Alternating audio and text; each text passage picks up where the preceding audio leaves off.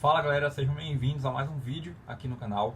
Hoje o vídeo é falando de matemática. Nós vamos resolver algumas questões envolvendo matemática básica, especialmente porcentagem.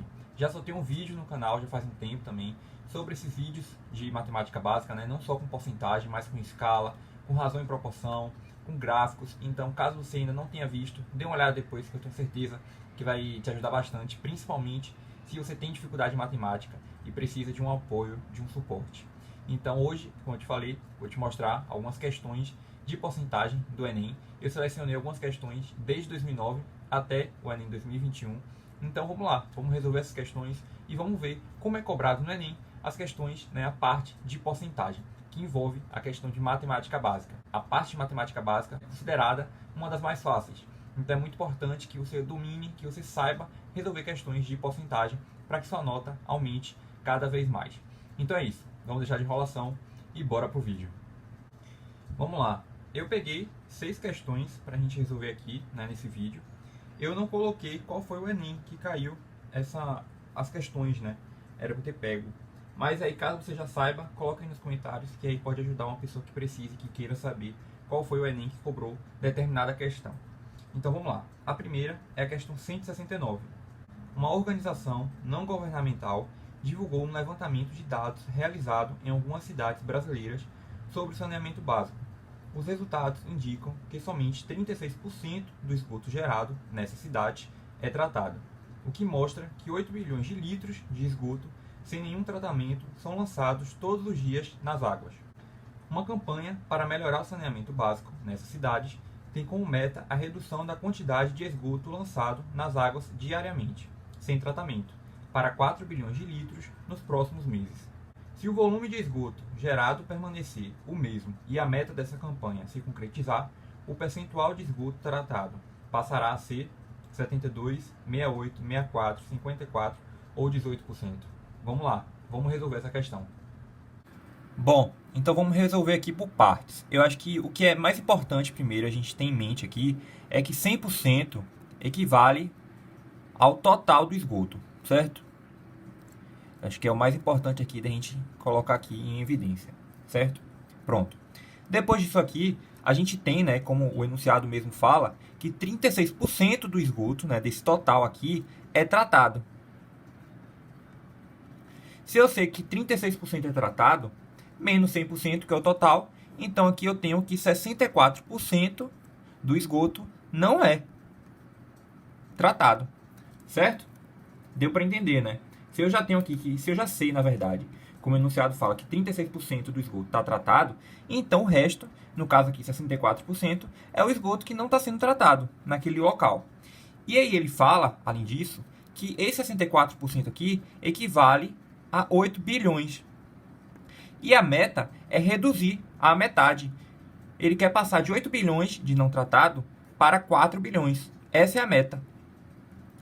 Então, se eu quero passar de 8 bilhões para 4 bilhões, entende? Então, eu dividi aqui por 2, não é? Então, aqui é a mesma coisa. Se 8 bilhões equivale a 64%, então 4 bilhões equivale a quanto? A metade de 64, que é 32%. Minha meta é reduzir de 64% do esgoto não tratado para 32%. Então, se eu reduzir de 64% para 32%, qual é a porcentagem que eu vou ter de esgoto tratado? Se antes era 36%, essa relação aqui de 36 para 64, e agora que a minha meta é de 32% de não tratado, então só é eu diminuir o 100% do total menos 32. 100% menos 32%, eu tenho 68% de tratado. Então, aqui eu tenho o 32% de não tratado, certo? E o valor que eu encontrei, que é 68%, que é o que quer saber. Ele fala, se o volume de esgoto gerado permanecer o mesmo e a meta dessa campanha se concretizar, o percentual de esgoto tratado passará a ser de quanto? Se agora eu tenho de 32% de não tratado, o que vai passar a ter de tratado aqui, o esgoto no caso, é de 68%. Então a gente tem aí a alternativa B como a correta. A próxima é a questão 162. Uma pessoa aplicou certa quantia em ações. No primeiro mês, ela perdeu 30% do total do investimento e, no segundo mês, recuperou 20% do que havia perdido. Depois desses 2 meses, resolveu tirar o montante de R$ 3.800 gerado pela aplicação. A quantia inicial que essa pessoa aplicou em ações corresponde ao valor de... Então, vamos resolver essa questão e encontrar a alternativa correta. Eu sei que primeiro, eu tenho aí um total de X. No primeiro mês, ele perdeu 30% do total. Então, vamos botar aqui um menos, porque ele perdeu 30% do total, ou seja, 30 sobre 100 vezes X. E no segundo mês, diz que ele recuperou 20% do que havia perdido. Ou seja, se recuperou, a gente coloca o sinal de mais, de soma. Ele recuperou 20% do que havia perdido. O que foi que ele havia perdido? Aqui, ó, foi do primeiro mês que ele perdeu, que a gente já tinha colocado. 30% vezes X. E aí, no final, ele teve aí um montante, que foi o que ele tirou, de 3.800. A questão quer saber a quantia inicial. Nesse caso aqui, a quantia inicial vai ser o X, tá vendo? Do início. Então, vamos resolver essa questão. Vamos lá. Aqui eu posso cortar esse com esse com esse, não é? Pronto. Aqui, eu sei que X, mas é a mesma coisa de 100 sobre 100. Ok? Porque se eu cortar, vai ficar 1 sobre 1, que é a mesma coisa de X. 100x menos 30x equivale a 70x sobre 100. Não é? Esse cálculo daqui. Apenas esse que eu estou resolvendo. Mais. Eu cortei os zeros, então eu tenho 2 vezes 3, 6. E aqui, 10 vezes 10. Eu tenho 100. Ok? Sem esquecer do x. Pronto. Isso aqui equivale a 3.800. 70x mais 6x, eu tenho 76x sobre 100. O denominador não se altera, continua o mesmo aqui. Porque está igual, então eu posso repetir. É igual a 3.800. Ok? Bom, eu vou isolar o x e vou passar esse valor para aqui para baixo. 76 sobre 100. Aqui eu posso multiplicar e inverter os valores, não é? Isso aqui vai ficar igual ao quê? 3.800 vezes 100. Eu inverti. Eu vou botar o denominador no numerador e o numerador no denominador. 100 sobre 76. Fazendo a conta, eu tenho 38, acrescento os zeros, nesse caso aqui são 4, dividido por 76. E aí, quando eu fizer essa conta, eu vou encontrar exatamente R$5.000. Então, essa daqui é a quantia inicial que a gente estava procurando, que está na alternativa C. A próxima é a questão 146. O contribuinte que vende mais de R$20.000 de ações em bolsa de valores em um mês deverá pagar imposto de renda. O pagamento para a Receita Federal consistirá em 15% do lucro obtido com a venda das ações. Um contribuinte que vende por R$34.000 um lote de ações que custou R$26.000 terá de pagar um imposto de renda à Receita Federal o valor de... Então vamos resolver mais uma questão de porcentagem. Essa questão aqui agora é mais de interpretação de texto. Ele fala, como eu falei com vocês, que a partir de R$20.000 de ações, ele vai ter que passar a pagar um imposto. E esse imposto equivale a 15% do lucro obtido. E aí ele dá um exemplo, Ele fala que o contribuinte, como eu falei, ele vende uma ação, um lote de ações, na verdade, por R$34.000, sendo que custou, na verdade, R$26.000. Então, quanto é que ele vai ter que pagar de imposto? Primeiro eu tenho que encontrar o lucro. Se ele está vendendo por R$34.000 esse lote de ações, que custou, na verdade, R$26.000, eu vou ter que encontrar aqui o lucro que ele está tendo, Porque ele comprou por esse valor e está vendendo por esse. Então, R$34.000 menos R$26.000, nós temos aqui R$8.000 de lucro. Esse aqui é o lucro que ele obteve. Então, vamos lá. Quanto que ele vai ter que pagar de imposto? A gente viu ali, na verdade, que ele tem que pagar 15% do lucro obtido. Então, é 15% de R$8.000, do lucro que ele está tendo ali. Então, vamos lá. Aqui eu posso cortar 2 zeros, com os 2 zeros daqui de baixo. E eu tenho aqui 15 vezes 80. Vamos fazer a multiplicação aqui agora. 15 vezes 8, eu tenho 40. 8 vezes 1, 8, mais 4, 12. Acrescento 0, Que eu não tinha colocado. Pronto. Então, o imposto ali que ele vai ter que pagar equivale a R$ 1.200. Alternativa B. Não tem segredo. Vamos para mais uma questão de porcentagem. Para aumentar as vendas do início do ano, uma loja de departamentos remarcou os preços de seus produtos 20% abaixo do preço original. Quando chegam ao caixa, os clientes que possuem o cartão Fidelidade da loja têm direito a um desconto adicional de 10% sobre o valor total de suas compras. Um cliente deseja comprar um produto que custava R$ 50 antes da remarcação de preços. Ele não possui o cartão Fidelidade da loja. Caso esse cliente possuísse o cartão Fidelidade da loja, a economia adicional que obteria ao efetuar compra em reais seria de quanto? 15, 14, 10, 5 ou 4 reais? Vamos resolver mais uma questão de porcentagem. Ok, a primeira coisa que a gente precisa encontrar aqui é justamente o valor que ele tem que pagar, né, de fato, com os 20% que ele vai ter, que a loja está oferecendo a ele, né, os 20% em cima do produto. Se o produto que ele pegou custa R$ 50 e ele vai ter um desconto de 20%, quanto que ele vai pagar mesmo? E é o que a gente vai encontrar aqui. Primeiro a gente corta os dois zeros aqui e o outro zero a gente corta com o do 50. Então a gente tem 5 vezes 2, 10. Então o desconto que ele teve em cima do produto foi R$10. Ou seja, 50 menos 10 é R$40. Esse aqui é o valor que ele vai pagar mesmo. Aqui é o desconto que ele teve da loja e aqui é o valor que ele vai pagar mesmo, R$40. E aí a gente tem o que mais ali? A gente sabe que também a loja está oferecendo mais 10% de desconto se o cliente possuir um cartão Fidelidade. Ele não tem um cartão Fidelidade, mas é o que a gente está querendo encontrar ali, porque ele fala, né? Caso o cliente possuísse o cartão Fidelidade da loja, a economia adicional que ele obteria ao efetuar a compra em reais seria de quanto? Quanto que equivale, né? Quanto que custa aí? Quanto que é de fato essa economia adicional? É o que a gente vai encontrar. Eu tenho que ver aqui, né? Quanto que é 10% desse valor que ele vai pagar mesmo, já em cima do desconto que ele já tinha feito aqui, que foi o valor que a gente encontrou. Então nós temos, cortamos o zero com zero, esse zero não conta, então a gente tem aqui 4 vezes 1, 4, dividido por 1, que é 4. Então ele pagaria 40 menos 4, ou seja, ele pagaria R$ 36 se ele possuísse o cartão Fidelidade da loja, mas ele não possui. E a questão está querendo saber quanto que seria essa economia adicional. Quanto que equivale a economia adicional? 4. Essa aqui seria a economia adicional se ele possuísse o cartão Fidelidade da loja, que não foi o caso. Então a gente vai encontrar a alternativa. Letra E. R$ 4 é a economia adicional que a gente estava procurando. A próxima é a questão 136.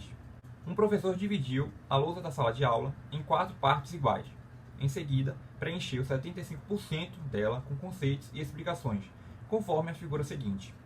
Algum tempo depois, o professor apagou a lousa por completo e, adotando um procedimento semelhante ao anterior, voltou a preenchê-la, mas, dessa vez, utilizando 40% do espaço dela.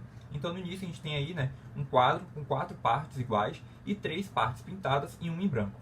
E aí, ele fez esse procedimento, né, e no final a gente tem aí no enunciado. Uma representação possível para essa segunda situação é qual? Letra A, B, C, D ou E. Como foi que ficou depois desse procedimento que o professor aplicou na lousa da sala de aula? Vamos resolver agora essa questão, tentar descobrir aí qual dessas alternativas é a correta. Bom, eu fiz um desenho aqui para ficar mais claro para vocês também, e até que vocês entendam, né, como é que a gente vai resolver essa questão. A gente sabe que na primeira lousa aqui, ele preencheu 75%. Por que 75%? Porque eu tenho aqui um total de 100%, certo? Aqui é o 100% total da lousa. Se eu tenho 4 partes divididas aqui na lousa, eu vou dividir por 4. E aqui eu vou encontrar 25%. Então eu sei que cada quadradinho desse aqui equivale a 25. Nesse exemplo daqui de cima. Porque são 4 partes. E eu dividi por 4 o total, que é 100%, né? Que é o total da lousa. Se eu tenho 3 pintados, então só eu somar 25 mais 25 mais 25, que eu encontro 75. Aqui é a mesma coisa. Nós vamos ver quantos quadrados tem em cada lousa, dividir pelo total, ver quanto que vale cada quadradinho e depois somar. E ver qual desses aqui que tem aí uma lousa preenchida com 40%, que é o que a gente quer encontrar. Então vamos lá. Alternativa A. Eu tenho 4, então é a mesma coisa do exemplo daqui de cima. Cada quadradinho equivale a 25%. Se eu só tenho um pintado, então aqui ele só preencheu 25%. Próximo. 4 quadradinhos. Mesma coisa também dos dois daqui de cima. Se eu tenho 2 pintados, então eu tenho aqui uma lousa, né, de fato, preenchida com 50% do total. Próxima. 1, 2, 3, 4, 5. Aqui já é diferente. Então vamos ver. Se eu tenho 100%, que é o total, dividido por 5 espaços, né, 5 quadrados, então eu tenho 20%, equivalendo aí a cada um espaço desse aqui, não é? Então, certo. Se eu tenho 2 pintados, 20 mais 20, 40. Então, aqui eu tenho uma lousa preenchida com 40%. Próximo. Mesma coisa, 5 quadradinhos. Então, eu tenho 20 aqui, 20 aqui, aqui, aqui e aqui. Que dá o total de 100. 20, 40, 60, 80, 100. Que é o total da lousa. Foi o que a gente fez. É a mesma coisa desse daqui de cima. Se eu tenho 3 preenchidos, então eu tenho 20, 40, 60. 60% aqui na alternativa D. E na outra? 1, 2, 3, 4, 5. Mesma coisa dos dois últimos também. Então eu tenho 20, 40, 60, 80% preenchido do total. A questão está pedindo para a gente encontrar qual dessas alternativas, qual dessas lousas representa 40%. Qual é? A alternativa C. Foi o que a gente encontrou. Pronto. Letra C, certo? É a alternativa correta. E para finalizar esse vídeo, a nossa última questão envolvendo porcentagem. Questão 170. Um grupo de pacientes com hepatite C foi submetido a um tratamento tradicional em que 40% desses pacientes foram completamente curados. Então, 40% foram curados, né? Os pacientes que não obtiveram cura foram distribuídos em 2 grupos da mesma quantidade e submetidos a 2 tratamentos inovadores. No primeiro tratamento inovador, 35% dos pacientes foram curados e no segundo, 45%. Em relação aos pacientes submetidos inicialmente, os tratamentos inovadores proporcionaram uma cura de quanto? De 16%, 24%, 32%, 48% ou 64%. Então vamos lá, vamos tentar descobrir qual das alternativas é a correta e qual é a porcentagem que a gente vai encontrar. Bom, como nós lemos, nós sabemos que 40% dos pacientes foram curados. Vou colocar aqui como sim. Se eu sei que 40 foram curados, então 60 não foram. Vou colocar aqui como não. E aí, disseram que eles passaram por uma segunda etapa, né, por um outro procedimento, que foram divididos em 2 grupos iguais. Então, eu vou dividir aqui 60. Então, eu vou colocar aqui 30 aqui e 30 aqui, né, porque foram grupos iguais. Então, eu dividi aqui por 2 para ficar o mesmo valor em cada grupo, né, determinados grupos aí. Bom, e aí eles falaram que eles dizem que no primeiro aqui, grupo, 35% desse número aqui foram curados, né?